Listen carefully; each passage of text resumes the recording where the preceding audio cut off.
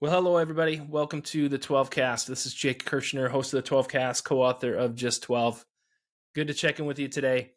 I just got to let you know, I really don't love the intro for the podcast. I don't like doing it. So if you're somebody that has an idea, you got some music that could go back there or a different way to do the intro, I want to hear from you. Seriously. Just want it to feel different. So, hey, today I'm going to do a QnR, question and response. I got 3 questions I'm going to work through. We'll see how long it takes. I'm just going to be candid and frank with you.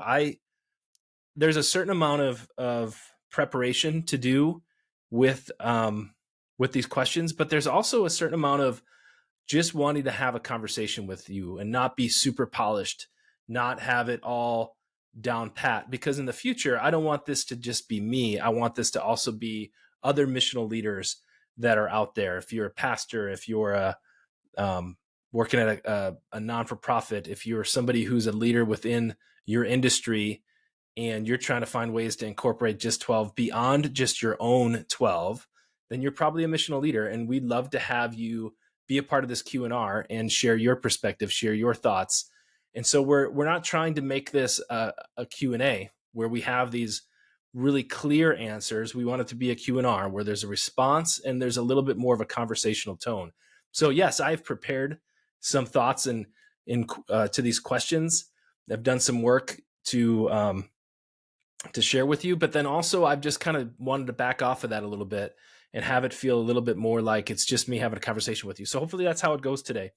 If you are somebody that wants to reach out and be a participant in that way, or if you want to be somebody who gets interviewed for one of the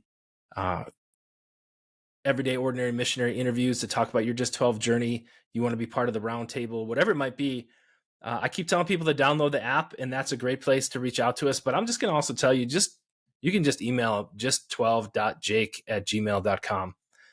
That's another way to reach out to me.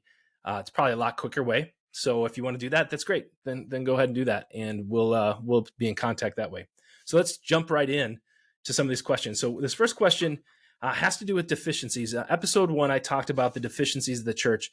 And so somebody asked, all right, well, Jake, what about the deficiencies created by Just 12? If somebody implements Just 12 in their church or somebody implements Just 12 in their everyday life, isn't there going to be deficiencies created by Just 12 when it comes to the church? I'm not talking about program churches.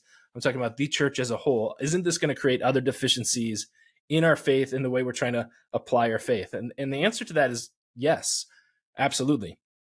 Most likely there will be deficiencies.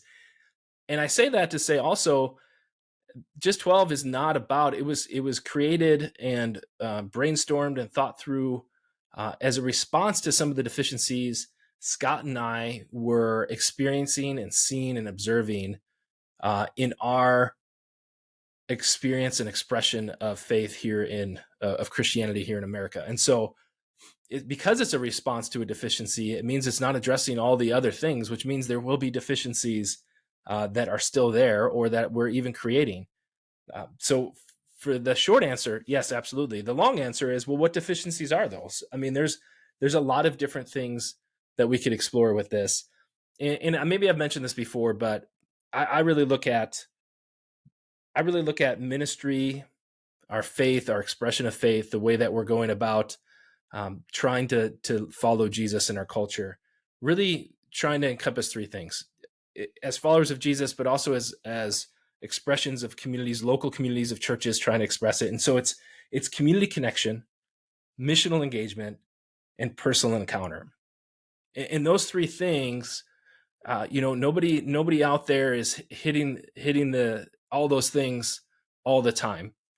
But really, it's the missional engagement one that Just 12 is a response to, because, man, we're really, for the past couple decades, the community connection, having places of gathering, centers of worship, centers of coming together, which in that, yeah, there's definitely missional engagement. In that, there's definitely personal encounter with Jesus, but it's super focused on this gathering space. And really, the missional part, if you're looking at the mission that Jesus had, the missional engagement part's been really focused on the preaching, learning through some style of teaching and preaching. And so Just 12 came out of this mindset of, well, there's got to be more. There's got to be ways that we are personally, everyday, ordinary people engaging the mission with Jesus as he has mandated us to do. As he said, hey, go and make disciples of all nations. Go be disciplers. Go be people who are discipling, not excluding people, teaching to live under the rule and rescue of Jesus. And so how do we do that well? Well, just 12 is a response to that. So are there other things that Jesus did that we don't participate as much in our culture? Absolutely. I mean, we're not, many of us, I'm not saying all of us, but many of us aren't engaged in the healing and the miracles and the deliverance ministry that we see Jesus be a part of. And so that's a huge deficiency, one that we hope to address, but just 12 isn't the answer to that. Could it be implemented? Could different things be implemented? Absolutely. And sometime in the future, in one of our videos that we have, we would definitely want to talk about what does it look like to engage with that, especially within our 12. But that's a big deficiency. Also a big deficiency in addressing systemic, widespread injustices, cultural injustices that are hitting more than just individual relationships. We love to think and believe that those of us who are doing just 12, that we've reserved space in our 12 for the least lost and lonely. And in that, there's going to be people who are experiencing some level of injustice, either in their life or it's been generational in the lives of the people around them. And so we want that to be the starting point of any cause or anything that you're advocating for. We definitely want to see people be advocates for those injustices, but it starts relationally and it needs to continue relationally. I think there's a fear that I have of people are going to start to engage in some missional cause of some sort, some justice-oriented cause, and not do it through relationships and think they're making a big difference, but really they're hurting the people around those injustices. They think they might be helping. And I'm not going to get into examples of what that might look like, but I think there is a danger with that. And Scott and I have had conversations about how, well, also there's an opportunity for us when we're relationally engaged, relationally connected with somebody in our 12, and we're hearing that person's story, that person's experience, the way we're going to engage with the cause, the way that we're going to run after trying to right those wrongs is going to feel completely different than if it was just something that we had signed up for at some event, or somebody told us we needed to be a part of it, or we have a guilty Christian conscience and moral ethic that we feel like we're responsible for. I'm not saying those things are bad. I'm just saying I think they're better when we're doing it out of a relationship with somebody in our 12. So those are two big deficiencies. There's definitely more. But I would also say there's a part of us that we can easily get caught up in doing with our 12 rather than being. So we can get just 12 as this partnership we have with Jesus, but we can have this mentality that we're starting to do this thing for him. We're starting to do disciple making for him. And so that can cause a deficiency in our faith as well. Also I would say we're just 12 isn't super strong. We're a little bit light on the personal spiritual growth aspect of things. What some people might call maturity or depth or spiritual maturity. I don't love any of those terms because I think the more that we engage with our mission of joining Jesus and partnering with him and loving our 12, our maturity is going to go up. We're going to want to be compelled to engage with Bible study more, compelled to listen to people's preaching, compelled to act on those injustices, whatever those things might be. But in and of that self, it also backs us up a little bit because we're used to kind of a little bit more systematic, a little bit more, hey, first study your Bible, then study this chapter or study this verses or this book. Here's the things you need to know. Here's the basics. And then you can kind of move on. And so that can feel like we're light on that when it comes to just 12. But I also think, man, we live in a world, in a culture that we're inundated by the message of personal growth, the message of individuality. There's no shortage of resources, whether it's devotionals or online tools or whatever it be, for us to grow personally, individually. And so, yeah, are we deficient there? But maybe that's an okay thing because there's so much resources out there that we're saying, hey, you've got the pickings on what you want to be a part of. And so we don't need to focus extra time and energy there. And if in 2, 3, 4, 5 generations down the line, the problem is that we're not having personal spiritual growth, then maybe that's the conversation that happens then. But for now, I think the resources are there that we don't need to really be pushing hard on what that might look like inside of just 12. So that would be a couple things that would address those deficiencies that may come up. There's going to be more, but I would also say this, that we need to ensure that we're staying connected to the local church. One of the deficiencies I've already started to hear is like, well, if I'm doing just 12 and I'm connecting well with my community, do I even need to go to church? Yes, because just 12, even if you're doing it well, chances are most of us aren't doing just 12 with just 12 people, and those people are gathering with us all the time, and we're doing worship and we're learning and praying together. If that's you, that's great if you've gotten to that part with your 12, but the way that we've kind of selected our 12 kind of shows that we're probably not there. Now, I have a friend who's his 12 is this whole small group of other guys that he's been meeting with for many, many years. Now, is that kind of a local church setting? Maybe it is for him. And so he's connected in that way, but I don't think that's most of us in our experience. So I would say we need to stay engaged at the local level with a group of believers that we're gathering with to do the things that we're being called to do, to learn what it means to follow Jesus and live under his rule and rescue. And that might take on different expressions. I hope it does take on different expressions, but we need to stay connected at that local level. So staying plugged in is a big part of it. And then also I would say, because there's a little bit of deficiency, it's so important. We talk about being spirit fueled as a big piece of what Jesus did to stay dependent on the Spirit. And so just to encourage again, keep seeking God through times of prayer and solitude. To me, the solitude piece, the silence piece, because we live in a world that's just so distracted, inundated with so many different messages, told that we have to be in a million different places and doing a million different things. To me, there's so much power in that silence and solitude piece. So I would continue to seek God and hearing from him through those times of silence and solitude. So deficiencies, yes, they're there. It's something we're going to have to address as we continue to grow as a community of everyday ordinary missionaries that are trying to live in partnership with Jesus and striving to prioritize 12 others. So I'm sure there's many, many more that are out there that we can spend more time on if we need to when that time comes. Second question, here's another one that came up. Where else do you see a narrowed relational focus in the Bible?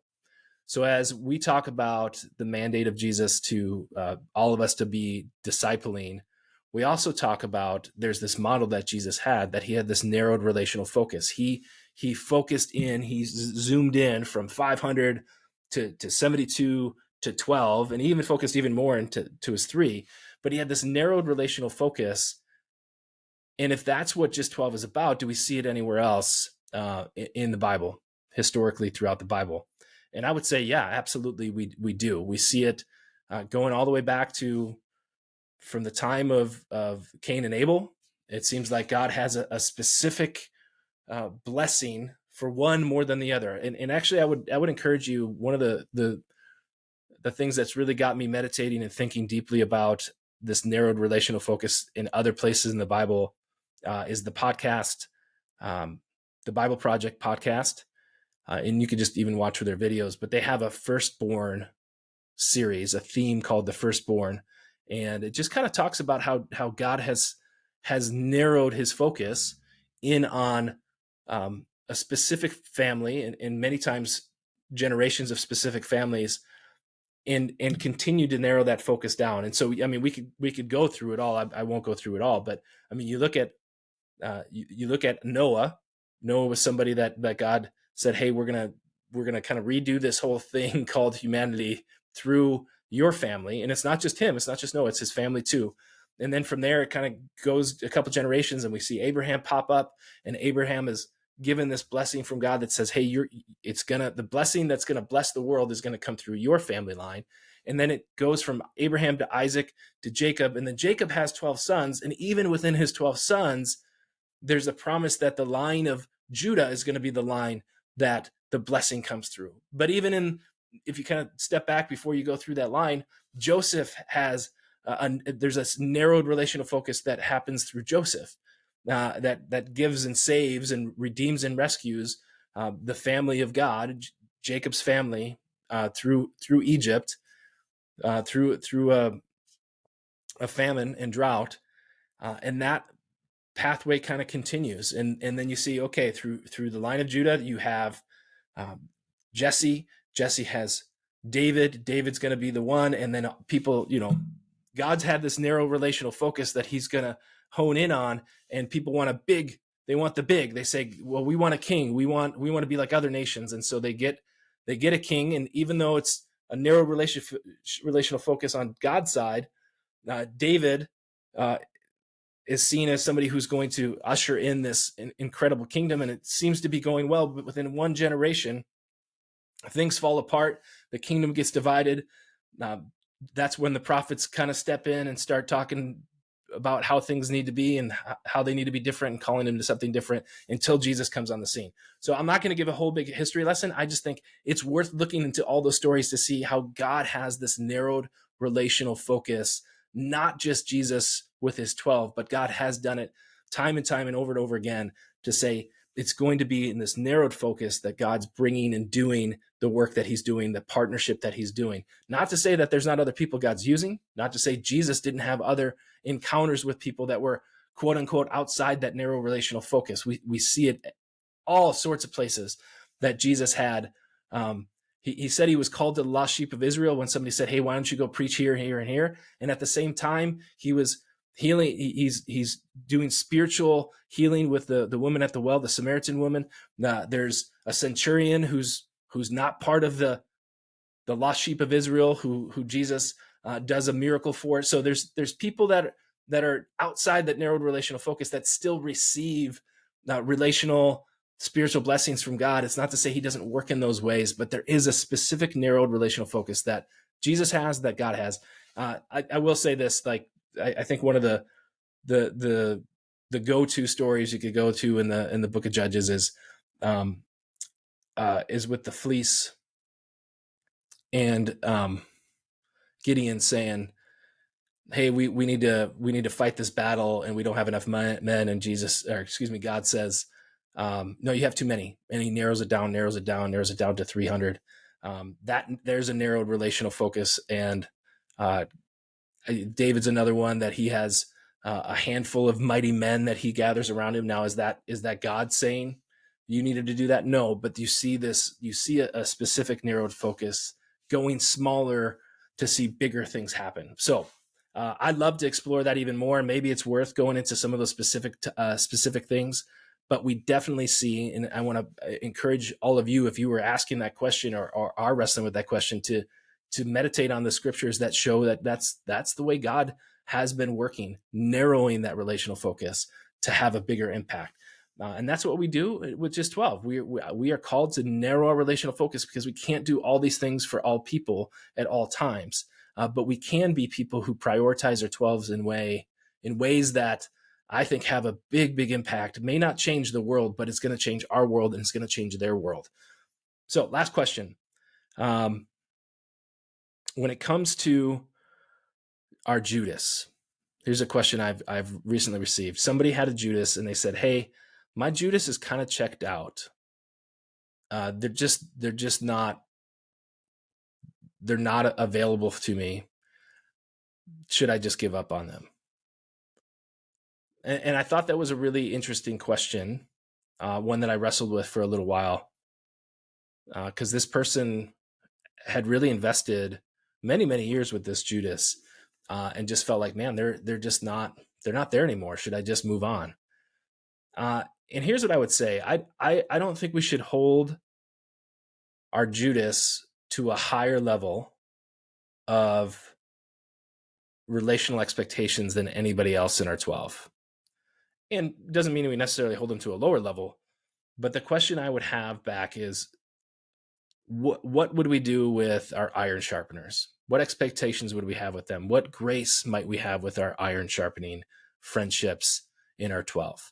Those people that we are sharing life with, that we know, man, they got busy. Oh, they're in a season of life that just is a little chaotic. You know what? They didn't call back right away, or they weren't available on that specific day.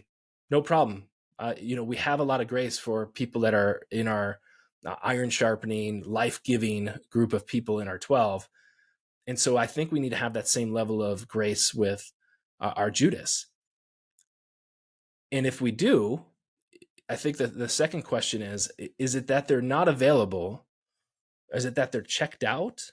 Are they unreceptive, or are they just not available like you would like them to be?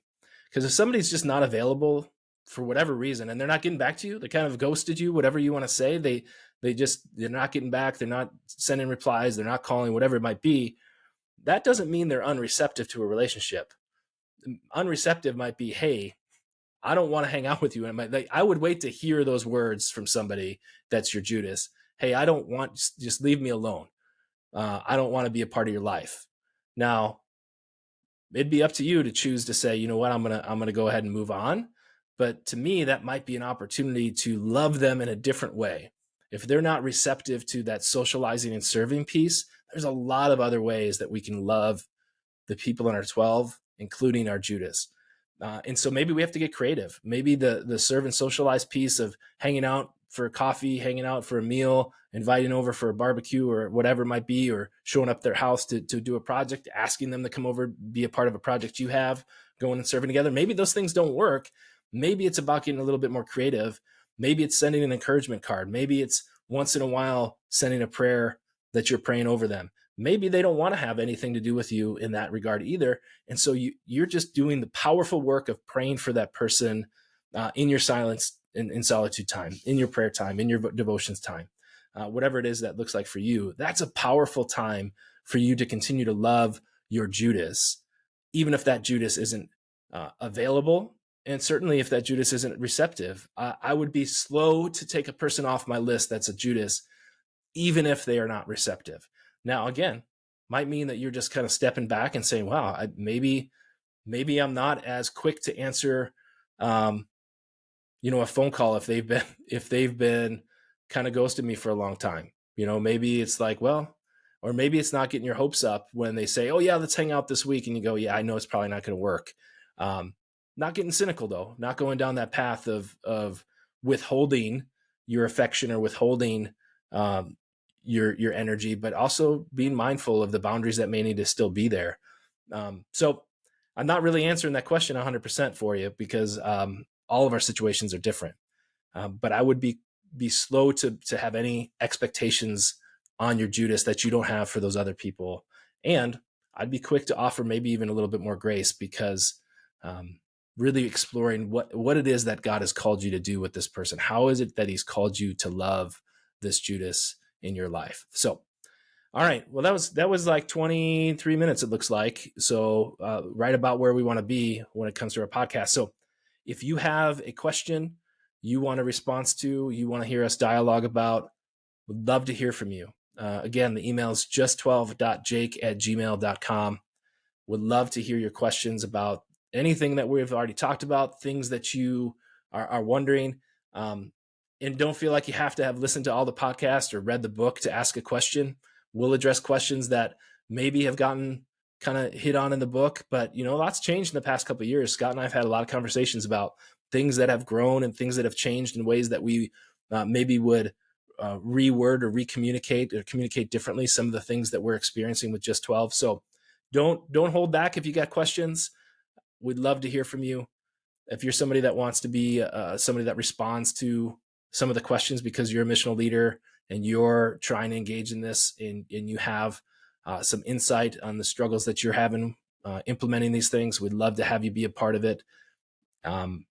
And as we mentioned before, we want to have participation from everyday ordinary missionaries. So if you got a Just 12 journey, which if you're listening and you're participating, I'm guessing you have at least part of it, at least you've started it. We'd love to hear your journey.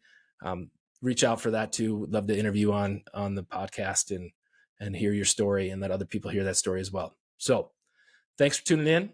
Hopefully some of those things got you thinking, some stuff to meditate on, some stuff to contemplate, and we'll talk to you sometime soon. Thank you so much.